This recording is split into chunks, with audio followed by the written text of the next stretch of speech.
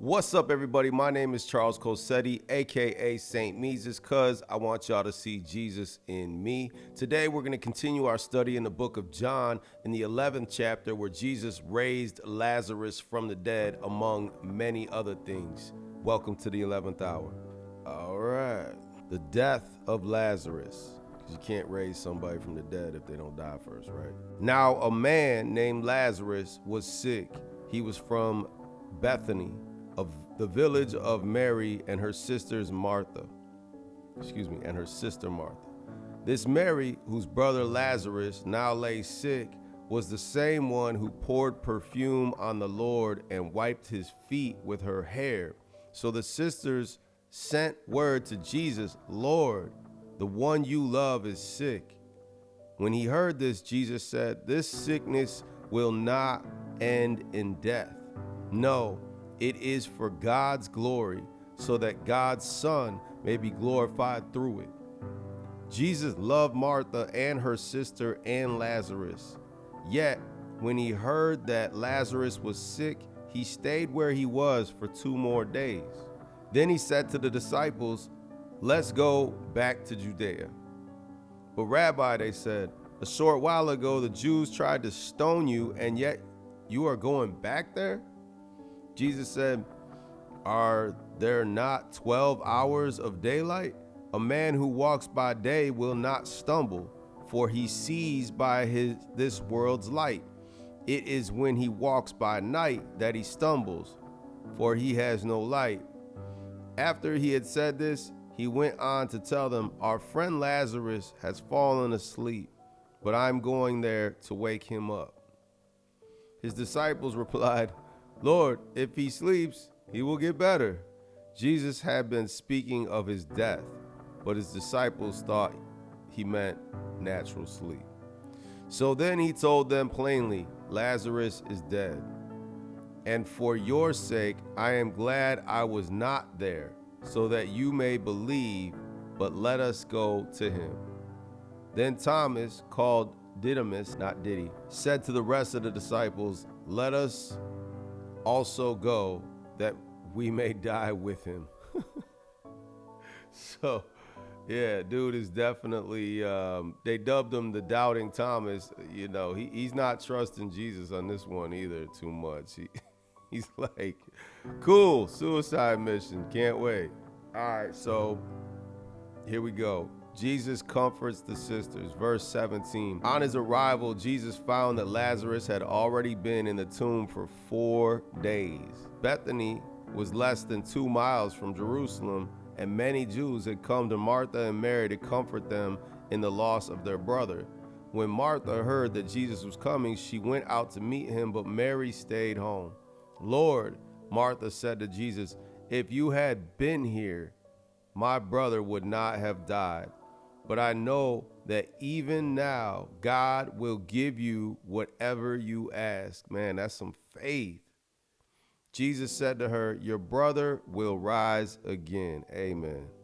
Martha answered, "I know he will rise again in the resurrection at the last day." Jesus said to her, "I am," here's another "I am" statement, "the resurrection and the life.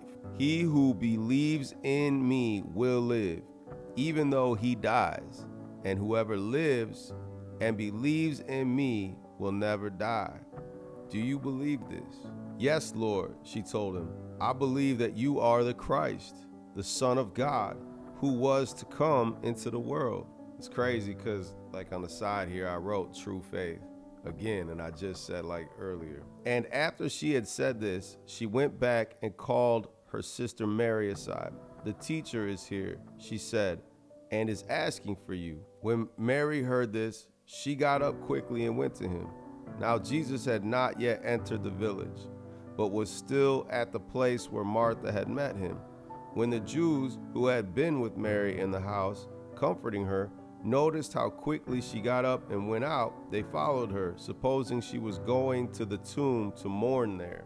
When Mary reached the place where Jesus was and saw him, she fell at his feet and said, "Lord, if you had been here, my brother would not have died." When Jesus saw her weeping, and the Jews who had come along with her also weeping, he was deeply moved in spirit and troubled. "Where have you laid him?" he asked. "Come and see, Lord," they replied. Jesus wept. Fun fact, that's the shortest verse in the entire Bible. John 11:35. Jesus wept. Then the Jews said, "See how he loved him." But some of them said, "Could not he who opened the eyes of the blind man have kept this man from dying?" So everybody's mourning. Lazarus is clearly dead. Been in the tomb for 4 days at this point. Everyone is just very sad and mourning the death of their friend or brother. And that takes us to chapter 38. Jesus raises Lazarus from the dead.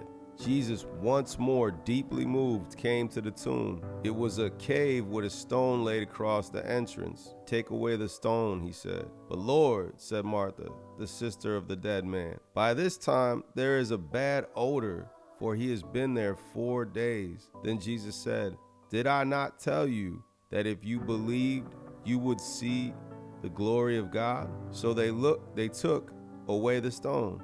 And Jesus looked up and said, "Father, I thank you that you have heard me. I knew that you always hear me, but I said this for the benefit of the people standing here, that they may believe that you sent me." When he had said this, Jesus called in a loud voice, "Lazarus, come out."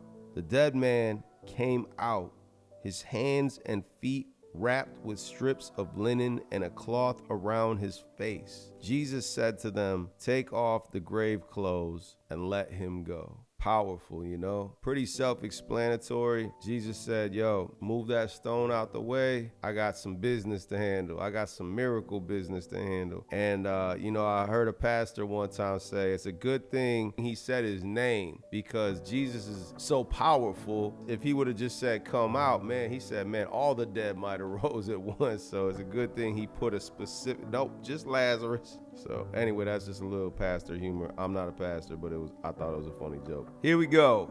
Last section of chapter 11. Plot to kill Jesus. Spoiler alert, they fail. Well, kind of. They succeeded for a couple days. Therefore, anytime you see a therefore in the Bible, ask yourself what is there for. It's also another thing a pastor told me. Many of the Jews who had come to visit Mary and had seen what Jesus did put their faith in him. Why? Because they just saw the miracle. That's why it's there for. But some of them went to the Pharisees and told them what Jesus had done. Tattletales, bunch of little, like, shouldn't you be happy? You were just mourning.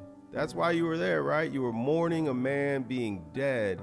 Then some other man comes and raises this man from the dead, and you go and snitch. Yeah, Jesus raised somebody from the dead. Probably on the Sabbath again. I don't know. We'll find out. Then the chief priests and the Pharisees called a meeting in the Sanhedrin. The Sanhedrin was like Congress. That's the best way I could put it. It's like the collective committee of the religious leaders. "What are we accomplishing?" they asked. "Here is this man performing many miraculous signs. If we let him go on like this, everyone will believe in him.